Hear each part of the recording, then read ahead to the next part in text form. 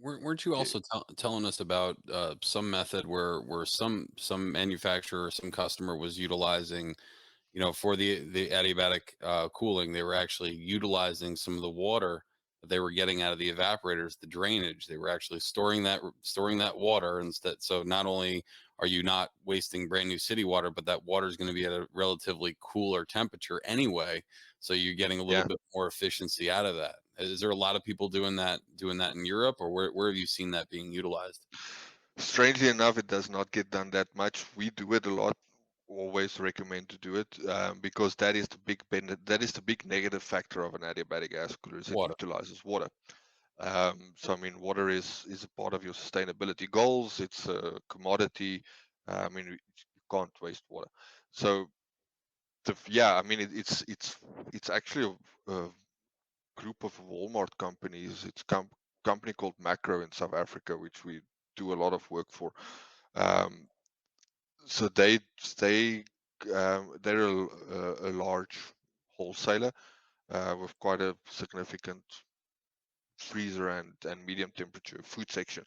So basically, yeah, what we do is we recapture the condensate that comes back out of the off of the evaporators, which is a lot. I mean, you're constantly generating water. Um, we take that water back, simple filtration system. We store it in large tanks, and because with adiabatic you can control when you utilize the water. Um, we bring we haven't had a case where we didn't bring enough water back to supply the gas coolers throughout the year. If you have a bit of storage around it, obviously.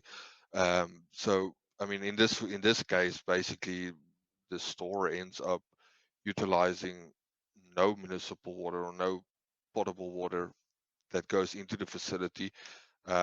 We actually utilize some of the excess water. They utilize it to irrigate the gardens and do some other things that they want to do with that water. So they actually water positive at the end of the day. I mean, in South Africa we don't, but in the US, I know you guys also have the whole sewage and stuff that comes into a operational cost factor. So I mean, if you also can utilize the storage system less, there is actually a cost saving to the client there as well, where you don't put all this water and stuff down the drain. You actually utilize it back in the facility, and you don't use potable water back into the facility. I mean, that can be, if you plan your facility correct, that can the additional water that you don't even use on your adiabatic gas cooler can go to urinals or toilets and stuff like that. So so yeah, I mean that water is there. On top of it, if you still want to, you can also capture rainwater if you want to store that. Don't know. I've heard it somewhere illegal, but I don't know if it's still illegal everywhere. But bringing back condensate water, definitely, we found 90% of the time, even in industrial applications, it serves more than what we require on the adiabatic gas coolers, and we do not have to utilize potable water for that. Um, so yeah, that's one way to mitigate around using the water. So that's a nice side of it, because the adiabatic doesn't use a lot of water. If you control it properly, you don't need to use it all year round. You use it when you need it. Um, Usually above and what? So it's 74 degrees is usually what the controllers say, right? Usually when they start bringing on the actual water. yeah, no lower than that it's required. So only above that, so I mean, again, on average, if you're gonna look at most of the places, like you're gonna run and utilize water 30-40% of the year, not even that much. That's talking like your California areas and stuff like that where water is a problem. You're looking at 30-40% of the year only to utilize water. So it's not a lot. If you keep on, if you allow for enough storage, and you allow for bringing that condensate back, then yeah, you got that water when you need it. Um, So you said about different areas require or work better with different types of high ambient strategies, right? So answer a question for me: why up in Canada do they have tons of ejector systems down here, and I think I've never seen one in like down in the states, other than the Danfoss trainer that they have. mm. Why is that? talking high. You're talking high pressure ejector or low pressure ejector? Like, High pressure. It would be in between the gas cooler and the HPV. okay, yeah. So I mean, honestly, I don't understand. I wouldn't see a use for it in Canada. Uh, although your summers still again get high, but again, I think a lot of it is is mitigation of, and I think to Kevin's point mentioned it, it's a mitigation of the water not wanting to use water, um, Okay. which I understand. But the thing for me is if you can bring that, so because they literally will have that ejector in place for 5% of the year. It will only work 5% of the year.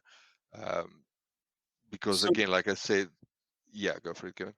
do they actually get the benefits and the cost savings that they say they get out of running an injector? Because I've heard it's 50-50. I've heard guys say that they don't get the benefit of running it, like they don't get it back, or it's just not as efficient as everybody says it is.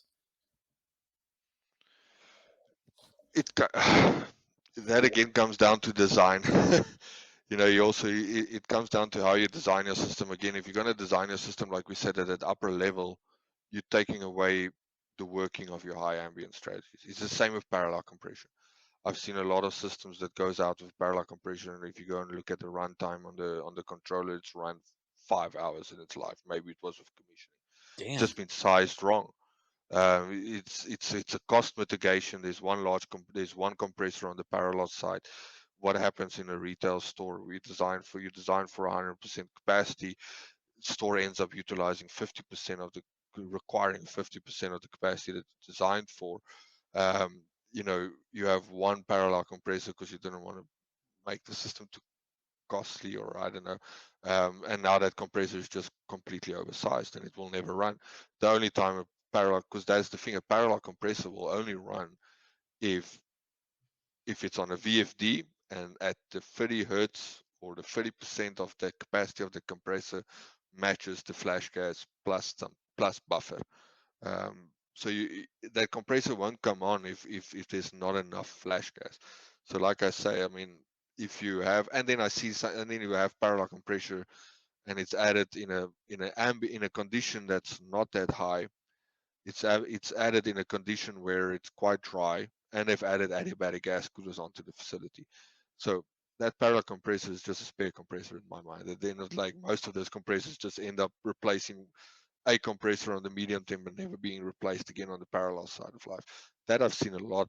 Unfortunately, I've seen that a lot happen. I've seen a lot of times where parallel compression runs beautifully and works really well. I mean, where it's been designed properly, the application, the place, the location, everything was just perfect for it. And then obviously you've got the strategy where you can put your HVAC onto that, or you can put chilled water onto that. Then yeah, I've been seeing parallel compressor work really well and take care of that flash gas and additional cooling loads very well. Um, then again, your ejector and your so and then adiabatic gas cooler works on reducing your outlet, your gas cooler outlet temperature.